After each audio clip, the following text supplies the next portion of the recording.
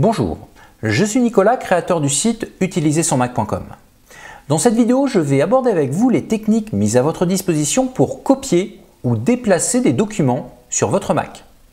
Que ces actions s'effectuent sur un même volume ou entre deux volumes différents, peu importe. À la fin de cette astuce, elles n'auront plus de secret pour vous. Je cherche en fait avec cette vidéo à résoudre deux problèmes que beaucoup d'entre vous rencontrent. Le premier, c'est que lorsque vous glissez-déposez un document d'un dossier vers un autre, il ne se produit pas toujours la même chose. Certaines fois, votre document disparaît du dossier d'origine pour ne subsister que dans le dossier où vous l'avez glissé. Alors qu'à d'autres moments, il reste dans son répertoire d'origine, en plus d'être copié dans le dossier cible. Le second problème découle en partie du premier. Sous Windows, pour être sûr de déplacer un document et non de le dupliquer, il est courant d'utiliser la technique du couper-coller plutôt que celle du copier-coller. Mais sur Mac, est-ce que le couper-coller existe? Réponse dans quelques minutes. Avant de commencer, je souhaiterais définir avec vous un terme que j'ai abordé dès le début de cette astuce. Je veux parler du mot volume. Un volume informatique est une zone de stockage pouvant accueillir des documents. Vous allez me faire remarquer que je ferais mieux de vous dire que c'est un disque dur ou une clé USB. Ce serait plus simple à comprendre. Certes, ce serait plus simple, mais ce serait faux, puisqu'il est tout à fait possible de séparer en plusieurs volumes un disque dur ou une clé USB. Je ne vais cependant pas rentrer dans ces détails, puisque vous avez très peu de chances de devoir le faire. Sachez juste, pour la petite histoire, qu'Apple l'a fait pour vous. Depuis plusieurs années, votre disque interne possède au moins deux volumes, mais l'un d'eux est caché. C'est dessus que se trouve le système de restauration d'Oasis. Et c'est une très bonne transition pour la suite de mon astuce, puisque je tiens à préciser tout de suite que je ne parlerai ici que des volumes qui apparaissent dans votre Finder, sans manipulation. En gros, ce que vous verrez dans la fenêtre qui s'ouvre après avoir cliqué sur le bouton Aller du Finder, puis sur la catégorie Ordinateur. Donc je considère que vous n'avez qu'un seul volume sur votre Mac en interne, puisque le second est caché. Les utilisateurs ayant installé Windows au moyen de Bootcamp sont une exception puisqu'ils ont deux volumes visibles, Windows étant le second. Je profite d'ailleurs de cet exemple pour vous rappeler que le système de fichiers par défaut sous Windows, en gros son sommaire, ne peut pas être écrit par un Mac. Donc pour faire simple, un ordinateur Apple ne peut pas effacer un document présent sur un volume formaté en NTFS. C'est le nom du système de fichiers par défaut de Windows. Pour toute question complémentaire à ce propos, je vous renvoie vers la première astuce que j'ai mise en ligne. Pourquoi certains disques durs externes posent problème sur Mac? Et rassurez-vous, cette première astuce est adaptée aux plus néophytes d'entre vous. Pas besoin de connaître des termes techniques, j'ai voulu cette astuce le plus simple possible. Mais revenons à ma vidéo actuelle. De mon côté, je n'ai pas Windows installé, aucun intérêt pour moi. Donc j'ai un seul volume sur mon Mac. Pour les besoins de cette astuce, il m'en faut un deuxième. Eh bien ce sera cette clé USB que je branche tout de suite. Je vous propose maintenant d'aller voir tout de suite ce que cela donne sur mon Mac. Comme je vous le disais tout à l'heure, pour visualiser vos volumes, il suffit de cliquer sur le menu Aller du Finder puis sur la catégorie Ordinateur. À part l'icône réseau qui n'est pas un volume mais qui permet d'accéder à ceux qui seraient disponibles sur mon réseau, j'ai mon disque interne et ma clé USB. Je vous donne tout de suite un petit conseil. Si vous souhaitez accéder à vos volumes sans passer par ce menu Aller, vous pouvez en fait directement les voir sur votre bureau ou dans votre barre latérale. Pour cela, il suffit de modifier certains paramètres dans les préférences du Finder. Dans l'onglet Général, si vous cochez toutes ces cases, vous verrez tous vos volumes sur votre bureau. Et si vous allez dans l'onglet dédié à la barre latérale, il vous suffira de cocher ces trois cases pour voir ces volumes dans la barre latérale de votre Finder. Maintenant que ces réglages sont effectués, rentrons dans le vif du sujet. Je vais ouvrir mon dossier document et dans une seconde fenêtre, mon dossier image. Je suis donc sur le même volume, puisque documents et images sont sur Macintosh HD. Et bien si je glisse-dépose ces photos vers mon dossier document, que se passe-t-il? Elles ont été effacées du dossier d'origine et elles ne sont que dans le dossier de destination. Elles ont donc été déplacées. Si maintenant je remplace mon dossier image par ma clé USB, j'ai deux fenêtres du Finder qui correspondent cette fois-ci à deux volumes différents. Eh bien, si je prends les photos de tout à l'heure et que je les glisse sur ma clé USB, la copie s'est bien effectuée. Mais elles n'ont pas été effacées du dossier source.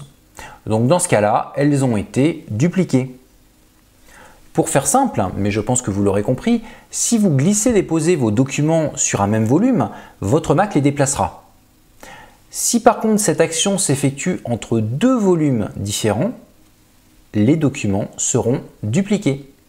Cette règle est très importante à connaître, mais ce que je souhaite par-dessus tout avec cette astuce, c'est partager avec vous des solutions qui vous permettront de déplacer ou de dupliquer des documents sans avoir à vous demander si les dossiers sources et cibles sont sur le même volume ou pas. Retournons pour cela sur mon Mac. J'ai toujours mes deux fenêtres du Finder qui sont ouvertes. Je vais même rentrer dans ce dossier de photos. Bon, je peux bien sûr à tout moment savoir dans quel volume se trouve une fenêtre du Finder. Il suffit pour cela d'utiliser l'une des trois touches magiques du Mac, à savoir dans le cas présent la touche commande. Je presse cette touche et il me reste à cliquer sur le nom de mon dossier. J'ai alors toute l'arborescence qui s'affiche sous la forme d'un menu déroulant. Donc je sais sur quel volume se trouvent les documents sous mes yeux.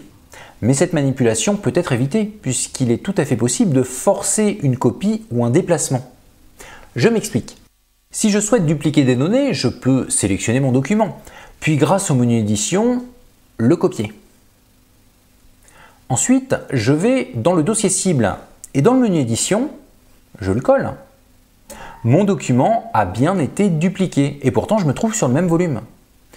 Bien sûr, vous pouvez aller plus vite encore en utilisant des raccourcis clavier. Ils sont indiqués dans le menu édition. Commande C pour copier et commande V pour coller. Allez, démonstration. Je copie, puis je colle. Pratique. Mais si vous préférez continuer à réaliser des glissés-déposés, il faut que je vous montre une subtilité sympathique d'OS X. Si vous appuyez sur la touche Alt et tout en la maintenant enfoncée, vous effectuez un glisser-déposer. Votre document est dupliqué.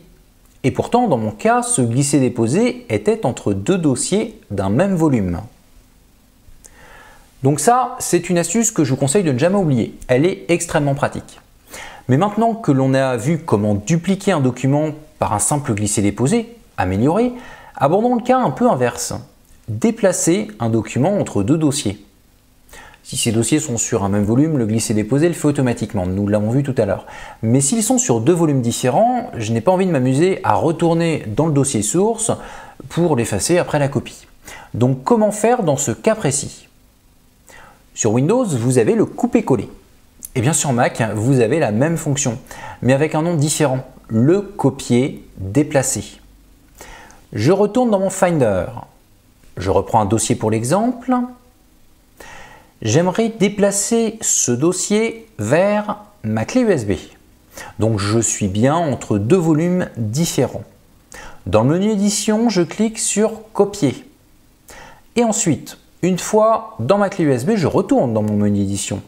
Et regardez ce qu'il se passe lorsque je clique sur l'une des trois touches magiques de mon Mac, en l'occurrence ici la touche Alt. Mon menu collé se transforme en menu déplacer. Donc je n'ai plus qu'à cliquer dessus.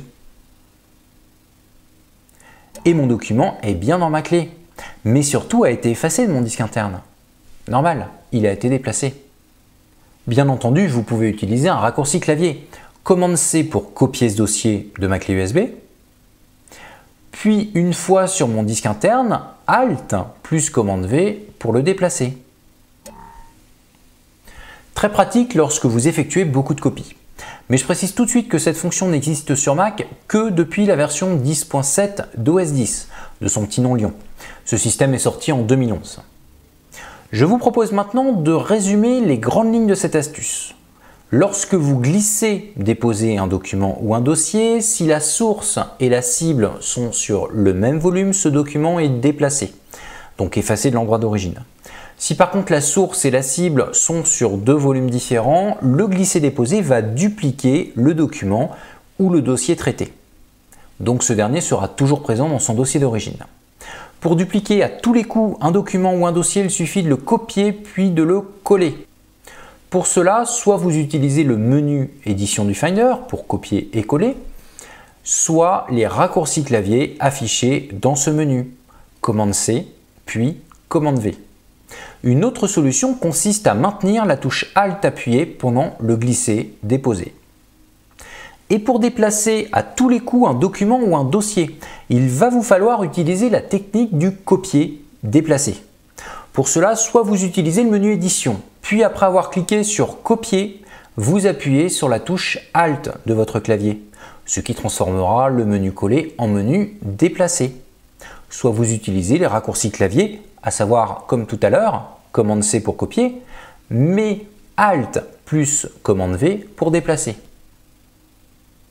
Cette vidéo est finie.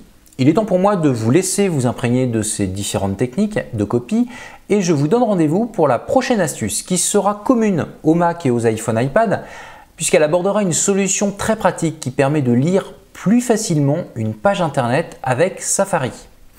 À très bientôt. Merci à vous d'avoir suivi cette vidéo. Si elle vous a semblé intéressante, cliquez sur le bouton j'aime.